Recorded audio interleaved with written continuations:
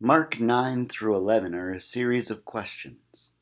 Peter, James, and John have just come down from the mountain of the Transfiguration, where they had a vision of Elijah. So they come down the mountain and they ask, what does it mean that Elijah must come first? A few verses later, Jesus says, it's better to enter life maimed than to have two hands and go to hell. By chapter 11, we've got Jesus cursing a fig tree, about which other Gospels overtly say it was barren because it wasn't the season for figs. The phrase, "it doesn't matter," is a great way to tie all these together. The apostles say, why must Elijah come first? And the teacher's response is, it doesn't matter. Whenever he comes, they'll deal with him however they please. In other words, abusively.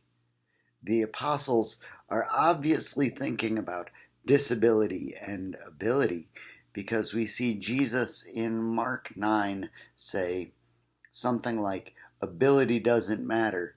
It's better to be disabled and willing than able-bodied, willful, and hell-bound.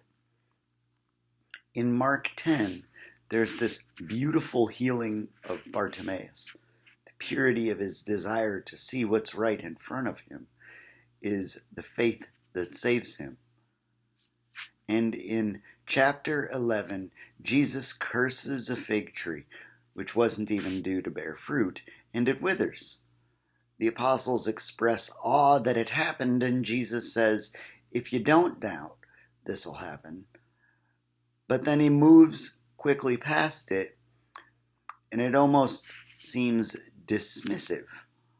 Whenever you stand praying, forgive.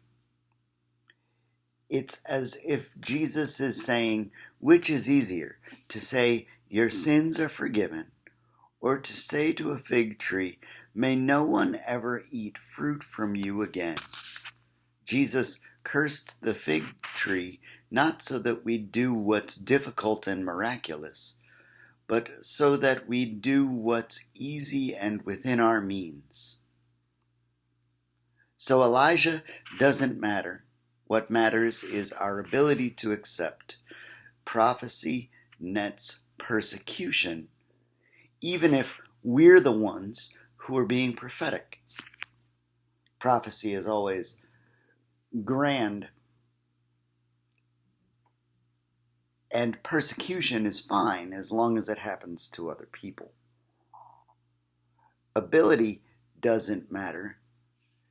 If you're unwilling to accept what's right in front of you, fruit doesn't matter if you can't accept barrenness.